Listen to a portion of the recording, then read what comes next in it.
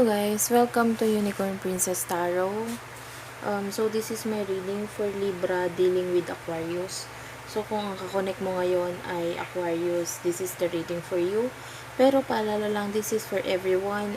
This is general reading, so this may not resonate to everyone. So kung nakukuha mo yung istorya and nakaka-resonate ka, ibig sabihin para sa'yo to, kunin mo yung mga advices. Pero kung hindi ka nakaka-relate sa mga sinasabi ko, ibig sabihin hindi para sa'yo to. Maybe next time, energy mo naman yung makuha natin. Pero as of now, please feel free to like, comment, share, and subscribe to our channel. And ma-appreciate ko po lahat ng yan. So let's start the reading. So your energy, this could be you Libra, this could be you Aquarius. Bahala ka na kung paano may lalagay yung sarili mo sa sitwasyon. Pero nakikita ko dito, Knight of Wands. There's someone here who wants to travel or currently in a travel right now. Nagta-travel siya. Hinahanap niya yung sarili niya. May mga bagay na dine-develop siya sa sarili niya.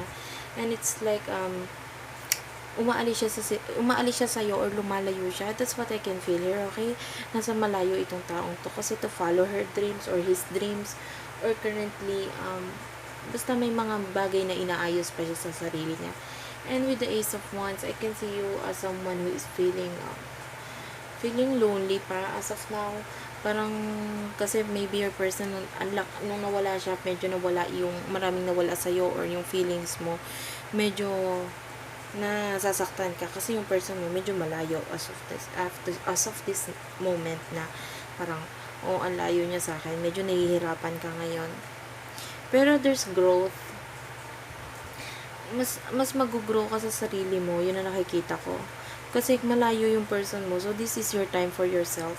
With the trust the situation, okay?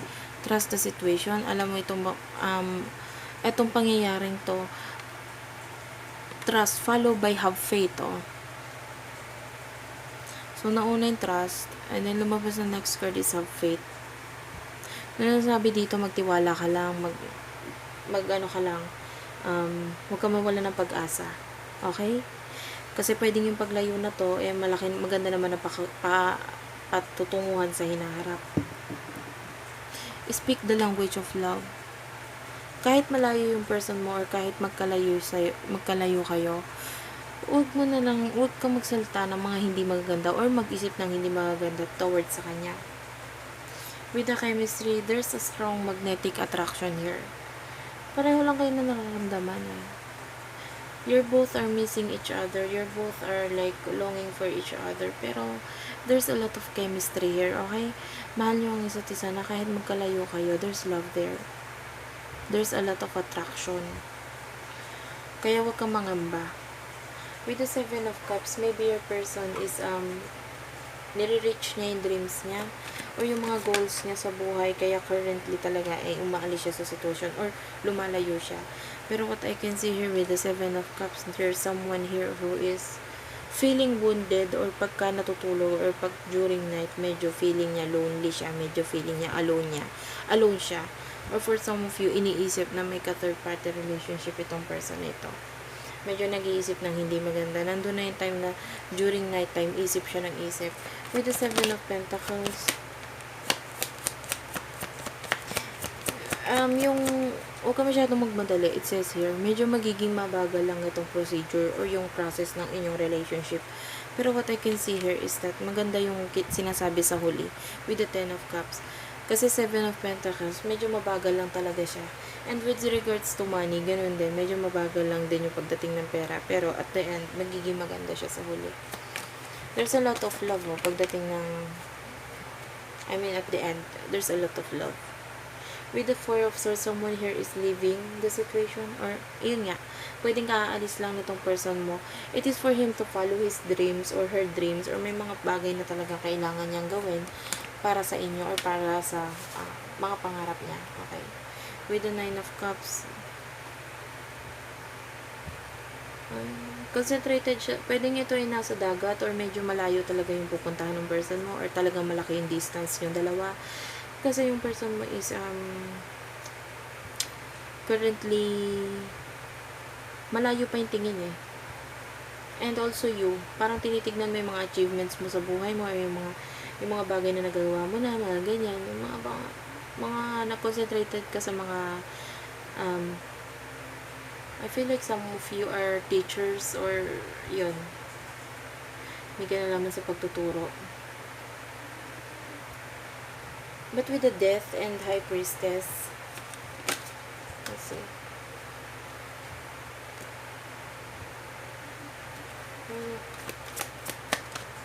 I feel like masyado ka nagmamadali. You want this dreams or these things to happen na agad-agad.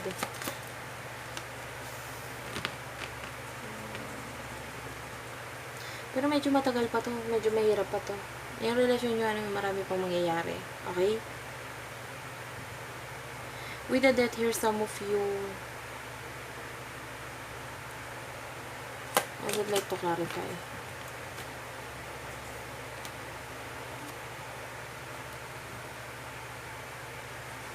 Medyo nahihirapan. Medyo nabubuksan yung mata. Or medyo nagigising sa katotohanan. Alam niyo, medyo malabo, medyo mahirap, medyo may kailangan siyang i-sacrifice. Medyo nahihirapan sa sitwasyon, medyo nabibigatan na sa sitwasyon. Yun yung nararamdaman ko dito. And, parang iniisip niya gusto niya ng pagbabago, gusto niya ng changes. Maybe may times na iniisip niya makipag-break sa relationship. Kasi there's someone here na thinking and knowing the reality, the truth. Pwedeng may third party involved dito or may third person dito na involved. That's why. Okay? Pero for some of you, wala namang third party involved. Pero dun sa ilan meron. Okay? With the Empress and the Hermit. Okay. Regarding change and death, for some of you, merong dito. Merong pregnancy. That's why yung itong person mo nagkaroon ng pagbabago, nagkaroon ng changes. And also, maybe yun yung naging reason kung bakit umalis siya, kung bakit siya ay travel abroad. It is because for you. It is for you. It is for your child. Okay? May pregnant na babae dito nakikita ko.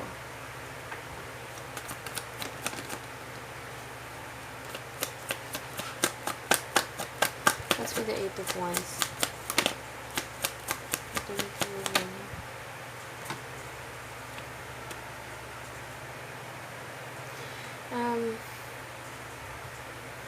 If you are pregnant, I just think that you're overthinking.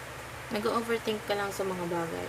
Pero if you're not pregnant, I feel like medyo marami kang chismis na naririnig. Kaya naiisipan mo yung mga bagay-bagay na hindi mo naman dapat iniisip. Para dun sa mga nakapasok naman sa third party relationship, medyo gusto mo nang umalis sa sitwasyon. For some of you, medyo nade-depress and nag-iisip ng don't do it, okay? If you're thinking na magpapakamatay ka, magsusuicide ka, don't do it. Marami pong mangyayari sa'yo. I will not get it. Focus talaga yung person mo sa travel or kung saan man yung career na ginagawa niya ngayon. Pero I see travel. And I feel like during connection, during halimbawa nag-uusap kayo, there's connection. For some of you, nag-uusap kayo and there's this video call. I see that someone here is like hindi masaya. And then the other one, tinatry niyang pasayahin yung isang person na to. Yun yung nakikita ko dito. There's a lot of offer. There's a lot of, ano bang gusto mo, ganyan. Ano bang gusto mo pasalubong. Parang ganyan. Kasi I feel like your person is wala talaga, nasa abroad. And then, the other person, yung person mo, masaya siya during kausap ka. And then, I can feel you're not very happy with this. You feel like may panloloko, may a third party involved. And there's a lot of stuff going on. Maybe kasi nga dahil sa mga nakakarating sa yung chismis, sa mga nakikita mo, ganyan. But with the 9 of Pentacles, I see na wala kang magawa dito. Wala kang magawa. Hindi mo mai-release yung sitwasyon mo sa pag-iisip. Nag-iisip ka ng isip eh. Kasi umalis yung person mo. Pero yung person mo with the King of Cups, although umalis siya, there's this love, there's this cup of love. Hindi nga lang niya mapunan ngayon yung mga pangangailangan mo, yung mga bagay na kailangan mo ngayon. Hindi nga lang niya maibigay. Kasi nga malayo siya. But with the 6 of Wands, babalik siya, I can feel, babalik siya, pero matagal. I can feel that months, ganyan, or some of you years. Kaya sobrang nade-depress ka.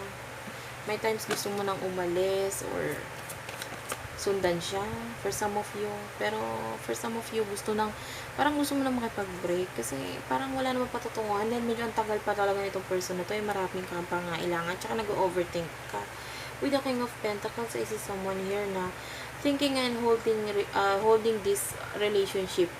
Na talagang, oh my God. King of Pentacles and Queen of Pentacles, magkatabi po siya, my God. Magkatabi po ang King and Queen of Pentacles and then followed by Two of Cups. If you're not married yet, this will lead into marriage. Okay? Maybe your person is already planning with the offer here. Huwag ka lang mag-overthink. Trust this. Have faith. Yung person mo binibuild up niya, maaaring binibuild up niya yung sarili niya pa. Maaaring pina-follow niya pa or kinukuha niya pa yung mga kailangang materials para sa inyo para makumpleto niyo itong relasyon na ito. Pero as of now, don't overthink. Yan sinasabi ko sa inyo. Pinag-iisipan ng person mo kung paano kayo magsasama, kung paano itong marriage na ito mangyayari. Concentrated siya sa money, oh. I feel like for some of you, merong, I don't know, kasi ang hirap i-interpret dahil may pumapasok talagang third person dito, may third party involved dito, and pinagagastusan ito ng person mo na to ngayon. Okay? For some of you, I feel like you know this. Kung alam mo may third party involved dito, or may third person involved dito, alam mo yun. Pwede nasasabi nga sa'yo yun. Kaya ka nag-overthink, kaya ka nade-depress. Pero ano yung person mo? I feel like he's not affected. And let's see. May tinatago, oh. Or this could be you.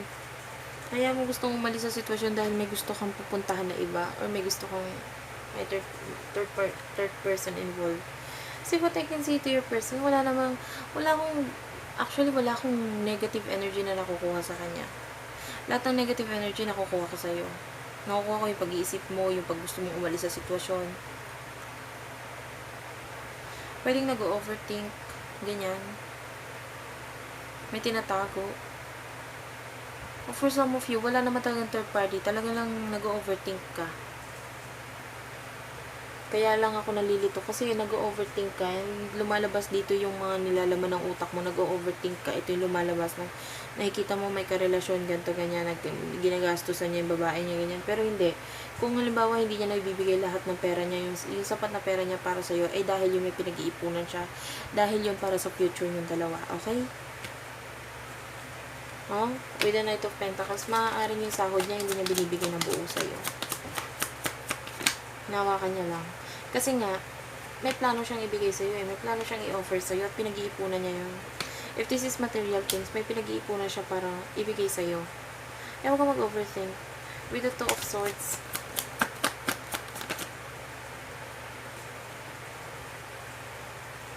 And the Justice. May pagpipilian talaga dito eh. May pagpipilian dito. I see you na parang may pinagpipilian ka.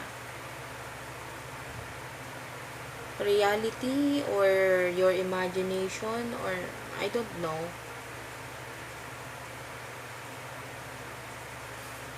Parang nawawalan ka ng pag-asa. May patutunguhan ba to? With the Six of Swords. I see someone here pregnant. For some of you, pwedeng yung person mo nasa abroad na seaman, ganyan. O pwedeng yung person mo may nabuntis na ibang babae. Kaya umalis siya sa sitwasyon. I mean, yun yung pinagagastusan. Para sa ilan sa inyo. Mas mo talaga pwedeng may third party involved dito. Okay? Though may third party involved, I can feel your person choosing you. Pinipili ka niya. Pero yun nga lang. Kumbaga, wala siyang choice eh. Kailangan niya sustentuhan. Diba? What's with the Ten of Wands? Oh. For some of you naman, na walang third party involved, talagang yung person mo concentrated sa pag-build up ng foundation or pag-build up ng bahay. Nakikita ko dito. What's with the King of Wands? This is someone who is very good in business and stable pagdating sa pera. What's with the Judgment?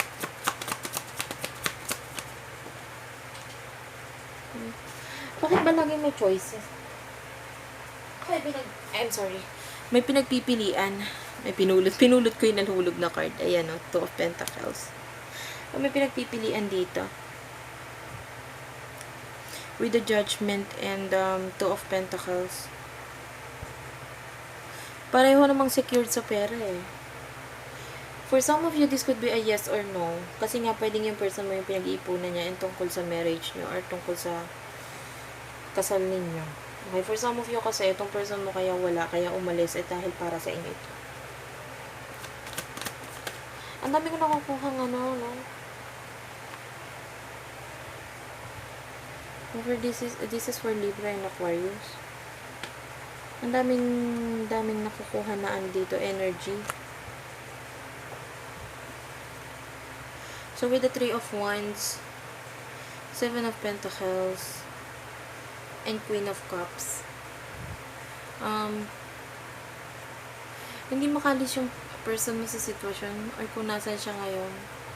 Ayun nga, gusto niyang pumunta sa'yo. Gusto niyang i-build up or gusto niyang i-develop yung sa inyo. Kaya lang, it says here, just wait for it. It's like you have to wait. Hindi basta-basta makakapunta sa'yo yung person mo or makakabalik. Kasi nga marami pa siyang binibuild up or pinag-iipunan eh.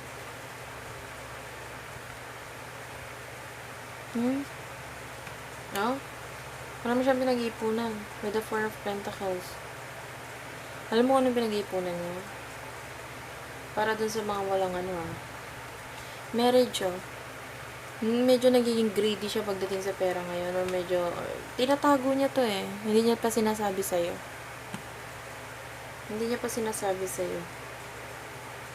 And with the Magician, currently nandun siya sa stage na niluluto niya pa or inaayos niya pa yung sitwasyon. Hindi pa din siya ready, pero yung offer niya andun na. Ano yung offer niya oh? Stability. It's like, magsama na tayo. Gumawa na tayo ng bahay, ganyan. Magkanya na tayo. Yun yung nagiging offer na nakikita ko dito.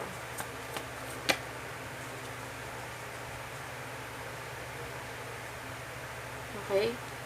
With the Page of Wands.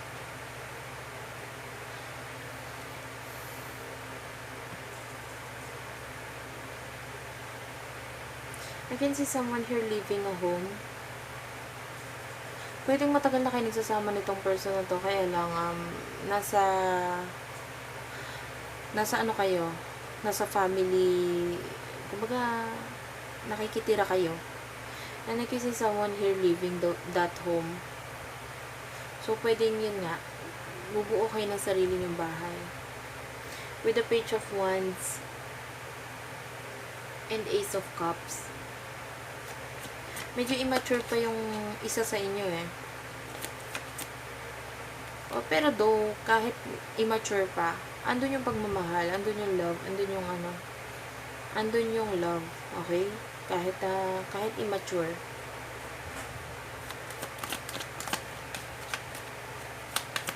That's really King of Wands and right, this is your end card. Knight of Swords, King of Wands, and the Moon. Hindi pa sasabihin to ng person mo sa'yo agad-agad. Kasi he's waiting. Nagwe-wait pa siya. may mga bagay pa rin siya na kailangan gawin. And there's the moon. I mean, there's a lot of chance of pregnancy here. So, pwedeng pregnant ka nga.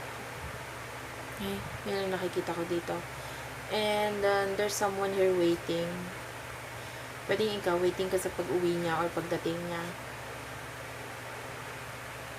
With the Knight of Swords, medyo magiging mabagal or magiging matagal lang ito. Pero all of this, nababasa ko, medyo maganda talaga yung nakikita ko dito. Except from the dun sa part na third party, kasi I think it's just you overthinking. Let's see. Okay, sorry about that. Naputol pala yung video. Pero nakakuha na ako ng cards kanina para sa'yo. Na-explain ko na rin. Uulitin ko na lang kasi naputol, hindi ko napansin. So, simulan na natin. Ang advice sa'yo, let your friends help you. For some of you, nakikita ko talaga, you're just overthinking. Kung ano yung mga nagbabother sa'yo, allow your friends to help you. Kung ano yung mga advices na kailangan mo, pwedeng yung friends mo yung makapagbigay sa'yo. With the healing family issues, pwedeng may problema nga ito regarding your family or there's some issues na kailangan mong hilumin sa sarili mo. Kaya ka nag-overthink or kaya ka na mo problema lalo.